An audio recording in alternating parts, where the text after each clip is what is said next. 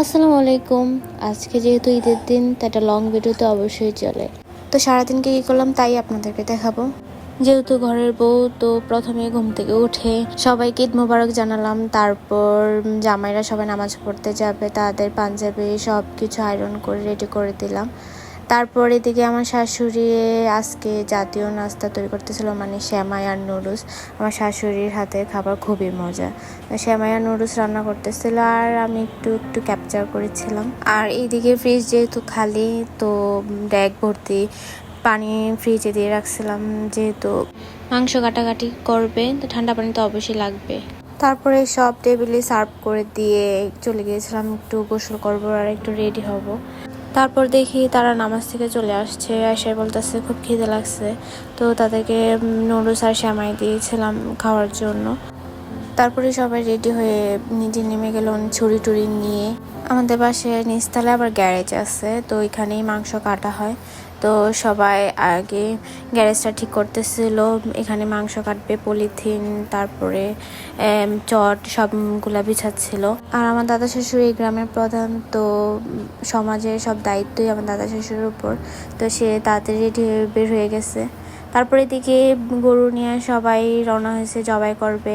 আর গরু নেওয়াতে বাড়ির সব লোক ওইখানে চলে গেছে। আর মানে খুব কষ্ট লাগতেছিল, গরুটা জবাই করে ফেলবে, আমি তো দেখতে পারতেছিলাম না, আমার চোখ দিয়ে পানি এসে পড়ছে পুরা। এরপর এদিকে সবাই মাংস কাটা নিয়ে ব্যস্ত, যেন বাসার সবাই একদিনে কষাই হয়ে গেছে।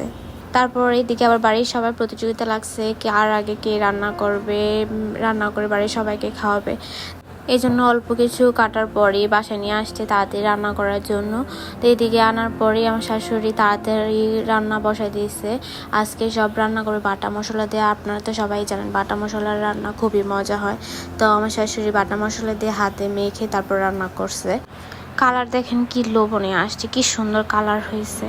তারপরে প্রায় রান্না শেষ, এদিকে সবাই বলতেছে মাংসের গ্রান তো পুরা বাড়ি থই করতেছে। তারপর রান্না শেষ হওয়ার পরে বের হয়েছি বাসায় সবাইকে খাওয়াবো, তারপর বাড়ির সবাইকে খাওয়াবো। এদিকে আমার জামাই পুরা প্লেট নিয়ে বসছে, মানে ওর খুবই ভালো লাগছে। তারপর একজন একজন সবাইকে দিতেছিলাম। এই যে বাড়িতে আরেক জায়গায় সবাই কাটতে বসছে, ওদেরকেও নিয়ে দিয়েছি। আলহামদুলিল্লাহ সবাই খুব ভালো বলছে, মানে রান্না খুবই মজা হয়েছে। আর একটু পরেই দেখি বৃষ্টি, ও মা এত বৃষ্টি হইল, মানে সবাই ভিজে ভিজে মাংস কাটতেছিল। আমরা তো গ্যারেজে তাই ততটা বুঝিনি। বৃষ্টি হলেও গরম কিন্তু কম লাগেনি। আর যারা মাংস কাটতেছিল তাদের জন্য এই সময় জামের ভর্তা বেস্ট হবে, আর সেই জন্য জামের ভর্তা বানাইছিলাম। তারপর মাংস সব কাটা শেষ, আমার শাশুড়ি এখানে প্যাকেট করতেছিল সব আত্মীয় স্বজনের জন্য, কার কারে দিবে, গরিব মানুষ মানে সবার জন্য। তারপর খুব গরম লাগতেছিল, এরপরে ফ্রিজ থেকে একটা মজু বের করে খেলাম একটু ঠান্ডা অনুভব করার জন্য। তারপর দুপুরে খাবারটা শেষ করলাম। আমার মনে হয় আজকে গরিব ধনী মানে সবার বাসায় একই খাবার। আর এইদিকে আমার মাথাটা কেমন যেন করতেছিল। তারপর মনে পড়লো আজকে তো আমি চা খাইনি। তারপর বানিয়ে ফেললাম 1 কাপ দুধ চা। তারপরে জামাই থেকে বলতেছিলাম যে আমাকে ঈদে সালামি দাও। ওই বলতেছে না, কি সে সালামি, কুরবানিতে কোনো সালামি হয় না। আমাকে না দিতে হবে সালামি সালামি, জোর করে তারপর সালামি নিয়েছিলাম। তারপর আর কোনো ক্লিপ নেওয়া হয়নি। আজকে এটুকুই, আল্লাহ হাফিজ।